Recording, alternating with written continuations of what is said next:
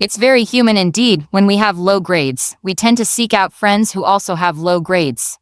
I remember back when I was in college.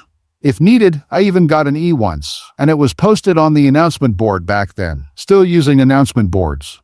Student grades were posted on the board, and what I looked for weren't people with A's, but those who had E's like me. When I found a few others with E's, I didn't feel stupid alone, turns out. But if I hadn't found friends with E grades, that day might have been my national joining day because at that time I felt like I was the dumbest person in the world, and I'm sure there are some of us with similar attitudes as I had back then. But that's still understandable because we're just looking for like-minded friends, and that's the lowest level of being mentally poor. Now, there's a second level which is even hotter.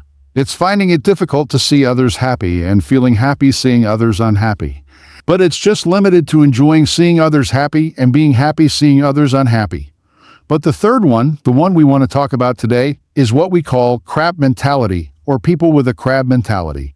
Maybe this crab mentality still sounds cool to some people's ears, but in reality, there are many occurrences of it in our environment, whether it's in society, the workplace, or even in schools. Crab mentality is a term for people who aren't happy seeing relatives, friends, or others succeed because of their efforts. Now, why is it termed as crab mentality? There isn't a definite explanation for this, but as per its name, this attitude is termed fragmentalistic because of the similarity in mindset to crabs when they're in a crowded place. Suppose you place a bucket and a crab tries to get out of the crowded place.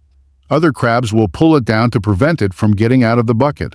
Although, according to research, the intention of these crabs is actually good as they want to save their friends from being eaten by predators outside. But if this attitude is implemented in human life, it tends to be negative. Crab mentality in humans is interpreted as envy towards someone's achievement, where they try to obstruct someone from achieving success. For instance, Brandon wants to study hard so he can do well on tomorrow's exam, but Joni, using various methods, tries to hinder Brandon from studying because he doesn't want to be the only one getting bad grades, even though it's wrapped in words of solidarity. Crab mentality basically stems from a refusal to be inferior to others, and this attitude is not accompanied by self-awareness. According to them, someone from the same group should have the same fate as the rest. If one person in the group has a good grade while others don't, the person with the good grade will become a subject of ridicule. If one person prays on time in the group while others don't, even though they have the same religion, the one who prays will become the target of mockery. Imagine the ignorant mocking the intelligent. Imagine the potential hell dwellers mocking the potential heaven dwellers. It's all upside down. So, how do we recognize crab mentality? One way is to see if they're always envious when others succeed, always having negative responses when someone achieves success, excessively competitive to the point of being toxic, belittling others' efforts in achieving success. If you see all these characteristics in someone, are we talking about a toxic friend here? So, how do we overcome it? First, always stay optimistic. This is a way to reassure ourselves that what we're doing is on the right track. Second, always think positively that everything can be accomplished. Next, instill the thought that one optimistic attitude can develop ourselves and also have a positive impact on the group. Don't let pessimism hinder us when we want to achieve something, ultimately making others equal to us. If our abilities develop, it will have a very positive impact on us and can prevent us from envying others. Next, don't give up easily. A sense of despair when facing failure usually triggers crab mentality. When we feel hopeless, often thoughts arise that justify any means to achieve our goals.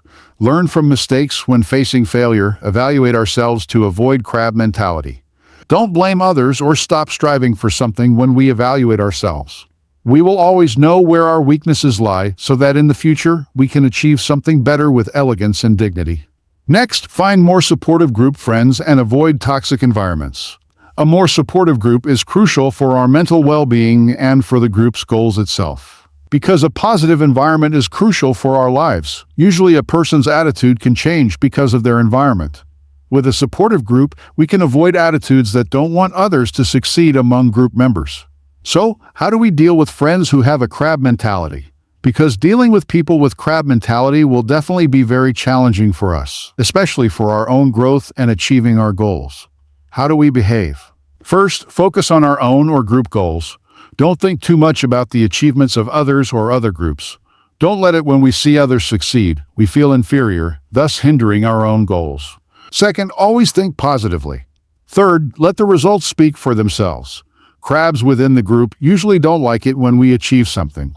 They usually do things beyond reason like spreading slander, saying our achievements are due to luck, so others doubt our abilities. Just ignore receiving such news. Let our abilities and success speak for themselves. Eventually, the crabs themselves will get tired. In short, how to deal with friends who have a crab mentality is to leave them, forget them, and pursue our own dreams and goals. Remember, if all our dreams and successes are achieved, the crab mentality won't be able to pull us back into the bucket again. So, I hope this is helpful. Thank you for watching.